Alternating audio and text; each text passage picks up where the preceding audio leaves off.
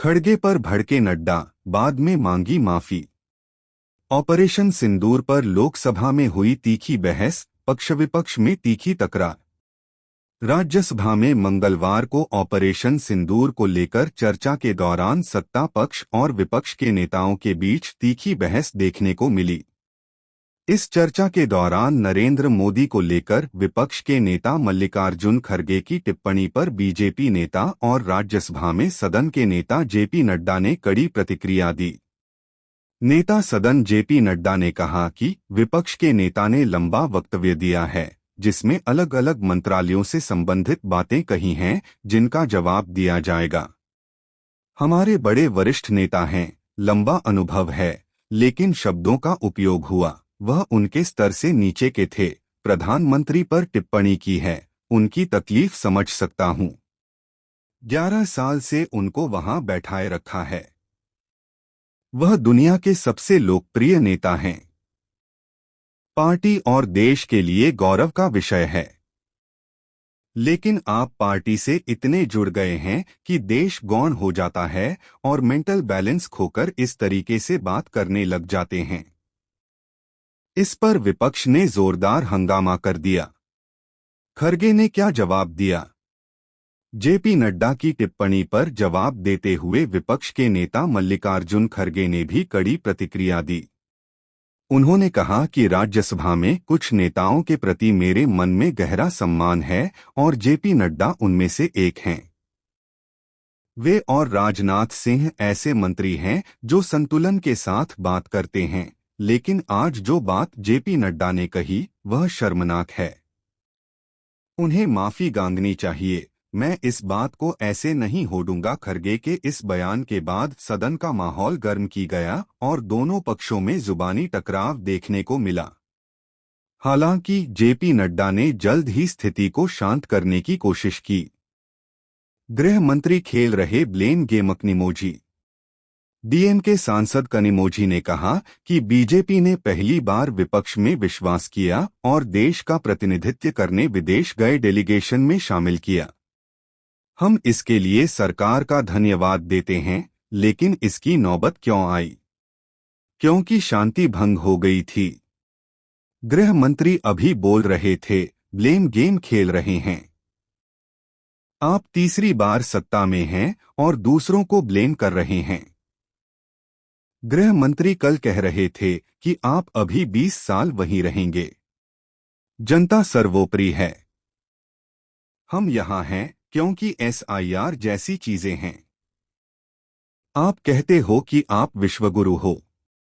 कनिमोझी ने मोदी सरकार में हुए आतंकी हमले गिनाते हुए कहा कि आपके पास इसका कोई जवाब नहीं है।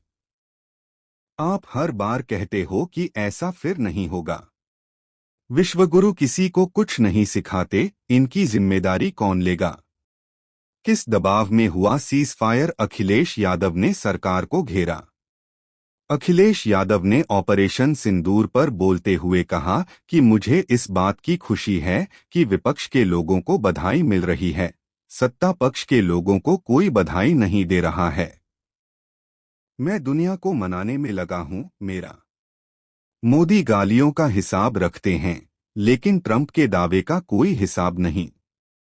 मल्लिकार्जुन खड़गे ने राज्यसभा में पहलगाम के जवाब में ऑपरेशन सिंदूर चलाया। सेना ने जोरदार अटैक किया। हम फ्रंट फुट पर थे, पाकिस्तान ने घुटने टेक दिए थे, ऐसा आपका कहना है। अचानक युद्ध विराम की घोषणा हुई। सवाल है कि घोषणा किसने की, कहां से हुई? इसकी पोषणा हमारे प्रधानमंत्री, विदेश मंत्री, रक्षा मंत्री ने नहीं की। अमेरिका के राष्ट्रपति ट्रंप ने वाशिंगटन से इसकी घोषणा की और दावा किया कि मैंने युद्ध रुकवाया, लेकिन ये मानने के लिए तैयार नहीं हैं। राष्ट्रपति ट्रंप 29 बार के बाद दोहरा चुके हैं।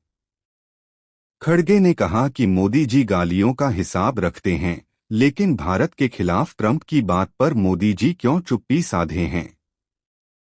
ट्रंप ने कहा कि 5 जेट्स गिराए गए। आपका दोस्त बोल रहा है, जिसके प्रचार के लिए जाते हो। विदेश में जाकर किसी का प्रचार कोई करता है।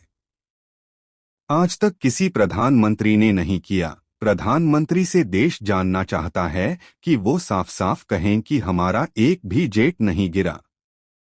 घर मुझसे रूठता जा रहा है। ये लाइनें बीजेपी के लिए कह रहा है। हमारी फौज दुनिया की सबसे साहसी फौज में से एक है। सेना के शौर्य पर हमें गर्व है। इन्होंने अपने मित्र से ही कहा कि आप ही सीज़फायर का ऐलान कर दीजिए, हमारा कोई काम नहीं है। क्या वजह थी कि सीज़फायर का ऐलान किया गया? किस दबाव में सीज़फायर हुआ? सरकार जनभावना का है। लाभ उठाती है वह क्या क्या कदम उठा रही जिससे ऐसी घटना दोबारा नहीं हो। पुलवामा में भी इंटेलिजेंस फेल्योर की बात आई थी। जिम्मेदारी किसकी है ये किसी को नहीं पता। खुफिया तंत्र क्यों नाकाम हो रहा? पीओके पाकिस्तान को देने का पाप भी आपने किया। श्रीकांत एकनाथ शिंदे का विपक्ष पर पलटवार। शिवसेना शिदी के सांसद श्रीकांत एकनाथ शिंदे ने कहा कि पोटा कानून हमारी सरकार लेकर आई, लेकिन उसे रद्द करने का काम कांग्रेस ने किया। जेपी नड्डा ने मांगी माफी। इसके बाद जेपी नड्डा ने खरगे के प्रति सम्मान जताते हुए कहा, हम नेता प्रतिपक्ष का सम्मान करते हैं और मैंने अपने शब्द वापस ले लिए हैं। अगर आपको ठेस पहुंची है तो मैं माफी मांगता हूं। इसके साथ ही जेपी नड्डा ने खारगे को कहा कि आप भी भावनाओं में बहक गए थे, इतने ज्यादा कि प्रधानमंत्री के सम्मान का भी ध्यान नहीं रखा, ये दुखद है। उन्होंने कहा कि इकबाल मूसा यूबीटी प्रत्याशियों के प्रचार में आया था। इस पर भी अरविंद सावंत को बताना होगा। कुछ लोग कह रहे हैं कि यूएस के सामने घुटने टेक दिए। भोपाल गैस कांड के आरोपी एंडरसन को भगाने का काम इनकी सरकार ने किया, वह भी सरकारी विमान में बैठाकर। बोफोर्स घोटाले में आरोपी क्वात्रोची को भगाने का काम भी इन्होंने किया। इनके ही नेता ने भगवा आतंकवाद कहा और इनके ही नेता आज पाकिस्तान को क्लीन चिट देने का काम कर रहा है। इनके ही नेता मणिशंकर अय्यर ने याकूब मेनन की मर्सी पिटीशन पर साइन करने का काम किया। इनके ही नेता ने कहा कि हमें पाकिस्तान का समर्थन करना चाहिए क्योंकि यह न्यूक्लियर पावर है। इनकी ही सरकार में यासीन मलिक को गेस्ट बनाकर प्रधानमंत्री के बगल में बैठाने का काम किया। दोस्ती के नाम पर अक्साई चीन को भेंट कर दिया। दोस्ती के नाम पर एक द्वीप म्यांमार को दे दिया। आपने कश्मीर के द्विपक्षीय मुद्दे को अंतर्राष्ट्रीय बना दिया। आज पूछते हो कि पीओके कब लोगे? पीओके देने का पाप भी आपने किया। आपके पास नहीं है कश्मीर मसले का हल। इंजीनियर राशिद ने कहा कि तिहाड़ जेल से आया हूं। पहलगाम में जो भी हुआ वह इंसानियत का कत्ल है।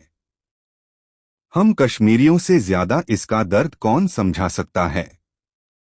हमने 1989 से जितनी तबाही देखी है, लाशें उठाते उठाते थक गए हैं। आप आतंक कैसे खत्म करोगे? कैसे लड़ोगे आतंक से? इसके लिए कश्मीरियों के दिल जीतने होंगे। आपको केवल कश्मीर की जमीन चाहिए, कश्मीर के लोग चाहिए। देश आपको मिला 1947 में और आप देश को एकजुट नहीं रख सके।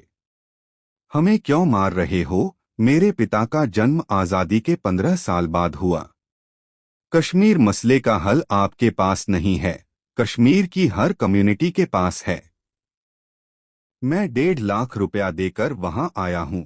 आप मेरे लिए नहीं बोल पाए तो जम्मू कश्मीर के लोगों के लिए क्या बोलीगे? जिन्ना से बड़ा अलगाववादी नेता नहीं हुआ, लेकिन वह भी 3 बार विधायक रहा। आपको हिंदू राष्ट्र बनाने की जल्दी है, शौक से बनाओ, लेकिन हमारे कश्मीर की डेमोग्राफी को टच मत करो। मुझे बाहर की दुनिया का कुछ पता नहीं। जेल में अखबार पढ़कर पता था कि जब यूएन सिक्योरिटी काउंसिल में जब तालिबान की आलोचना करने की बात आई, तब वही हमारी सरकार जी यूपी में कहते थे कि तालिबानी शासन न लाया जाए। सरकार ने 7 डेलीगेशन विदेश भेजे। पूछना चाहता हूं कि उसमें कश्मीर के कितने सांसद में? पहलगाम की घटना सुरक्षा चूक, सरकार के कहने पर ही जा रहे ये टूरिस्ट डिम्पल यादव। सपा सांसद डिम्पल यादव ने पहलगाम हमले को सुरक्षा चूक बताते हुए कहा कि बीजेपी सरकार के कहने पर ही टूरिस्ट वहां जा रहे थे। हमले के बाद सरकार ने इससे पल्ला झाड़ लिया। टूर ऑपरेटर्स को जिम्मेदार बता दिया गया। यह गैरजिम्मेदाराना बयान है। उन्होंने कहा कि पाकिस्तान को यूएन की काउंटर टेररिज्म काउंसिल का चेयरमैन बना दिया गया। यह बताता है कि सरकार की विदेश नीति पूरी तरह फेल रही है। पाकिस्तान का और अमेरिका का जो रिश्ता है, उसमें भारत कहां खड़ा है? अगर सीडीएस ने यह बात कही कि हमारे लड़ाकू विमान गिरे हैं, तो यह बताने में सरकार को क्या दिक्कत है? बताने में ये लड़ाकू विमान क्यों गिरे, सरकार को यह भी बताना पड़ेगा। सरकार यह बात जानती ही नहीं थी कि दूसरा देश चीन पाकिस्तान का पूरा समर्थन कर रहा था।